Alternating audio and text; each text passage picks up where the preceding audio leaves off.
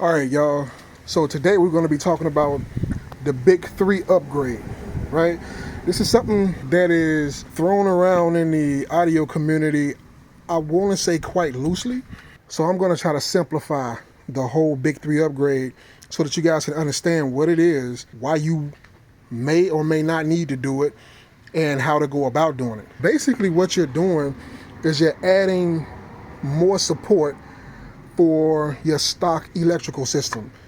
You are installing extra components onto your vehicle that is going to exceed the manufacturer's specification. The battery and alternator that came with your vehicle compensates for whatever electrical components that this car runs. That'll be the headlights, the radio, the fuel pump, whatever electrical component that you have here on this car, the battery and the alternator would take care of that. It also has a reserve rating, right? So it needs to be able to compensate for everything turned on at once with about a 15 to 20% overhead. That's typically how they rate these electrical systems. So when you go to adding things to this car, such as aftermarket stereos, lighting, hydraulic systems, superchargers, all that kind of stuff, it just adds additional strain to the electrical system. Now, when you add those extra components to your electrical system, you have exceeded the manufacturer's specification. You have gone over the current draw, the power draw in which this car was designed for. So what you're going to have to do is you're going to have to come in and start doing things such as upgrading your alternator, because the alternator can only put out so much power, right? It can only, when I say power, I'm talking about the voltage multiplied by its amp rating, right? It can only put out so many watts, so much power. If you exceed what it can do, you need to upgrade it. You need to get a more powerful alternator to supply this car with what it needs while it's running. You also will run into the issue where the battery is not going to be enough reserve. So then you'll have to upgrade the battery. In our case, this channel is all about car audio, so we're going to look at it from a car audio perspective. Let's just say, for instance, if you go and you throw a 2,000 watt amplifier into this electrical system, 2,000 extra watts is a whole lot of strain on an electrical system. And that's why you get those symptoms such as headlights dimming at night, car batteries frequently drained and don't want to start, or you need jump started a lot. Those are the issues that is caused by putting extra strain on your electrical system. Now, some of you guys already know that. Some of you guys have already done that. Some of you guys have systems that have extra batteries in them. Some of you guys have gone out and installed, like in my case, I have a MechMan. I think this is a 350 or 380 amp MechMan alternator installed in my car. It came with 150 amp, I want to say, and I just doubled that because I knew the current draw of a 5,000 to 8,000 watt system is going to be tremendous on this car. So I went ahead and I upgraded my alternator with a MechMan one. It doesn't have to be a MechMan. It can be anyone that's reputable. Just go out and get you one, right? The problem with that is that some of y'all don't get a new alternator, but you'll get more batteries, which is good. You got more batteries, so you got more reserve, which is good, right? But what you don't do, what a lot of y'all fail to do, is upgrade your wiring. You got to understand that the stock wires that come with these cars, it was put on here because that's the specification that car needed. It probably only needed a 4-gauge wire, or it probably only needed a 2-gauge wire to run that electrical system that it was, it's connected to 100 amp, 150 amp alternator, right? At 14 volts. It only needed that 4-gauge or 2-gauge wire or whatever. But when you go to throwing all these extra batteries in here, when you go to throwing some high output alternator in here, some 500 amp alternator with 2 or 3 extra batteries, those little wires that you put on that this car came with, it cannot hold up to that. It cannot. You are going to have to upgrade your wiring. So you may be asking yourself at this point, why? Why do we have to upgrade our wiring? Shouldn't the alternator be enough? No, it's not enough. Yeah, in your case, the alternator may be enough for the electrical system that you put in your car. But look at what it's sucking the power through. It has to deliver the power to your amplifier.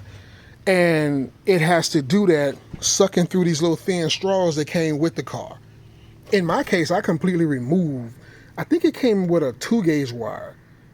A 2-gauge wire. It came with stock, and it came off this negative terminal right here. I removed it. Whatever size this is, they had a black one over here on the negative. This is the stock cable right here. I left this on here because, you know, it's pretty cool. I like how it angles up, give me that extra height that I need for that distribution block that sits on top of the battery. But for the negative, I said, oh, I can just completely remove that, get another terminal. You see that? You can add multiple wires to that terminal right there. And I replaced it with a 1/0. That's a 1/0 cable right here, a 0 gauge. Okay? That's a 0 gauge cable right here. So it's grounded, as you guys can see, to the body. All right, so we're going to get into how you route them in a minute, but what I want to stress the importance of is the size of the cables. I probably could have gotten away with just that 1/0 cable to the ground, and that would have been okay if I would have just done this one upgrade. But the problem with that is that the car is pulling electrical from more than one place. Okay, some of these electrical components are grounded to the body of the car. Some electrical components are grounded to the engine block. Some electrical components are grounded to the frame of the car. You need to compensate for all grounding points. And that's the reason why you need those 3. So typically in a big 3 upgrade kit, what you would get is 3 wires, right? You would get 3 wires. You would get a positive wire and you would get 2 negatives. Why? Because the positive is going to be ran, like I said earlier, to the positive of the alternator. Okay? The alternator positive output is going to be ran directly to the battery, and that's what we did here. I ran it directly to the starter cable. All right? Now, the other 2 are going to be ground wires, and those 2 ground wires, I added this to the chassis, which the default one was already at, in that location right there. That's the chassis. Okay, I added one to the frame underneath the car. Then I added one to the engine block. And then I added an extra one. This extra one right here will be your big 4 upgrade. The big 4, the 4th wire will actually route to the back of the alternator. So your alternator's positive and negative are getting upgraded in this situation. That's just the way I wanted to do it, as extra precautionary measure. You don't have to do that if you don't want to, but I would suggest that you do that. If you can do that, just do that, because it's the alternator. I mean, some people say, well, it's mounted to the engine block, which is why you add a mount to a ground to the engine block. Yeah, it is connected to the engine block, but at the same token, look at how much it has to travel through. You understand? There's a lot of cavities and crevices inside of this engine. It has to travel from all the way over here to here. So why not just, I mean, it's right here. So why not just take that and just give a direct connection? That's just the way I think. You don't have to do that, but that's what I did.